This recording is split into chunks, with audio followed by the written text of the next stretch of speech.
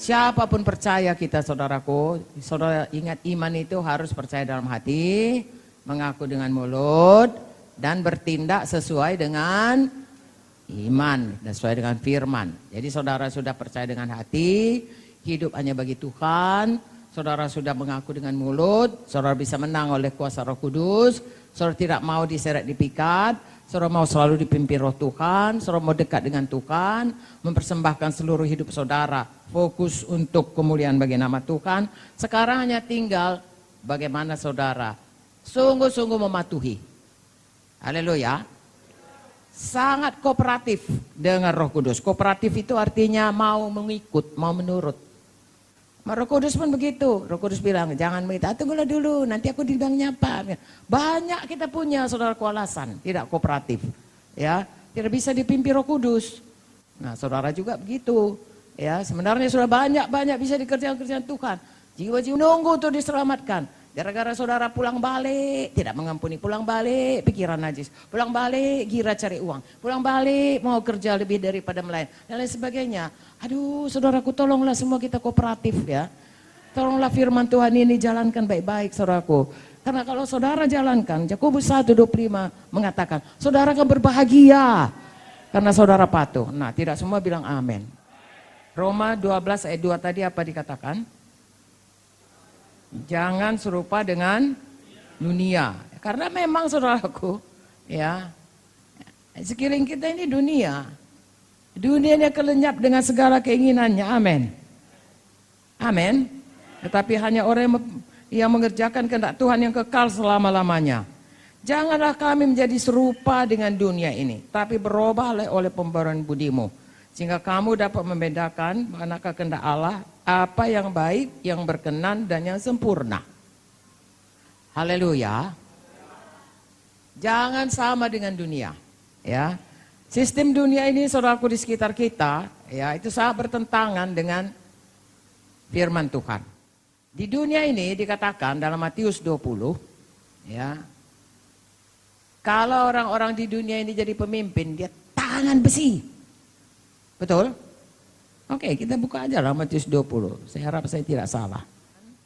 Permintaan Ibu Yakobus Yohanes bukan memerintah, melainkan melayani. Ayat 20 sampai ayat 28. Kita baca sama-sama. 1, 2, 3. Maka datanglah ibu anak-anak Zebedius dan anak-anaknya itu kepada Yesus. Lalu sujud di hadapannya minta suatu padanya. Kata Yesus, apa yang kau kehendaki? Jawabnya, semua baca. Berilah perintah supaya kedua anakku ini boleh duduk kelak dalam kerajaanmu. Yang seorang sebelah kananmu, yang seorang lagi sebelah kirimu. Tetapi Yesus menjawab, katanya, kamu tidak tahu apa yang kamu minta. Dapatkah kamu minum cawan yang harus kuminum? Kata mereka padanya, kami dapat. Yesus berkata pada mereka, cawanku memang akan kamu minum. Tapi untuk hal duduk sebelah kananku, sebelah kiriku, aku tidak berhak memberikannya. Itu akan diberikan kepada orang-orang bagi siapa Bapakku telah menyediakannya. Mendengar itu, marahlah ke-10 murid yang lain kepada kedua saudara itu. Ayat 25, perhatikan pengajaran Tuhan. Tetapi Yesus memanggil mereka lalu berkata, kamu tahu bahwa pemerintah bangsa-bangsa memerintah rakyatnya dengan tangan besi. Dan pembesar-pembesar menjalankan kuasanya dengan keras atas mereka. Tidaklah demikian di antara kamu. Barang siapa ingin menjadi besar di antara kamu, hendaklah ia menjadi pelayanmu. Barang siapa ingin menjadi terkemuka di antara kamu, hendaklah ia menjadi hambamu. Sama seperti anak manusia, datang bukan untuk dilayani, melainkan untuk melayani. Dan untuk memberikan nyawanya bagi tebusan bagi banyak orang. Beda enggak dunia dengan kerajaan sorga? Jelas dikatakan di sini. Nah, orang ini bertengkar. Ya. Nah, kalau memang dia mau itu untuk kemuliaan Tuhan, ya oke, itu untuk. Tapi kalau mau dia mengatasi dirinya atas rakyat, atas murid-murid yang lain, saudara mendengar ini, marah yang lain. Ya, dia merasa mereka mau menyombongkan diri. Nah, ini lagi saudaraku. Lalu Tuhan Yesus kemudian mengajari mereka dan berkata, ya, kalau dunia ini, maka siapa yang jadi pemimpin pakai tangan besi. Pembesarnya kuasa yang keras. Merentah. Tetapi kalau tidak demikian di antara kamu, siapa yang mau besar jadi pelayan. Siapa yang mau terkemuka jadi hambamu. Seperti Tuhan Yesus. Datang bukan untuk dilayani tapi melayani. Haleluya. Firman Tuhan ini tadi berkata, saudaraku, tidak sama dunia dengan Tuhan, dengan kerajaan Tuhan. Baharui budimu. Ini salah satu contoh. Amin, saudaraku. Banyak contoh yang lain. Sebabnya kita baca Alkitab. Supaya kalau ada contoh yang lain hidup kita yang selama ini, sebenarnya cara kita berpikir, cara kita bertindak adalah cara dunia berubah.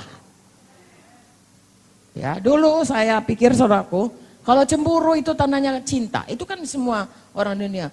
Cemburu buta dan lain. Tandanya cinta. Semakin cinta semakin cemburu.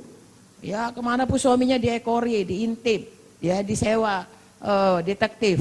Tandanya dia cinta. Hei, firman Tuhan berkata, kasih itu tidak cemburu. Nah, mesti berubah. Ya. Dalam rumah tangga mesti saling mempercayai. Haleluya. Sampai mati. Saya diajari Pak Munte, saudaraku, itu rumah tangga sampai mati harus dijaga. Bukan kalau udah kawin setahun, 2 tahun, 10 tahun, jamin, enggak. Padahal saudaraku, Tuhan mau kita belajar bagaimana lebih mengenal satu dengan yang lain. Paulus berkata, sudah sekian lama dia mengikut Tuhan, dia kehendaki mengenal Tuhan lebih dalam. Sebab di dalam dunia ini, saya ulangi kepada saudara, saya sudah pernah katakan, yang kekal di dunia ini hanya 2. 1 manusia, 2 hubungan. Lain enggak. Gedung ini akan tinggal, saudaraku. Apapun saudara buat, pasti tinggal. Saudara akan pulang ke hidup kekal bersama Yesus. Ya, kalau Tuhan Yesus sudah datang, ini tinggal sama Antikristus. Makanya saudaraku, yang ini tinggal semua. Apa yang tinggal? Manusia. Kekal. Kalau dia dalam Yesus, dia kekal di sorga. Kalau dia tidak dalam Yesus, kekal di neraka. Apalagi hubungan kasih. Semakin saudara mengasihi Tuhan, mengenal Tuhan, semakin dekat saudara dengan Tuhan.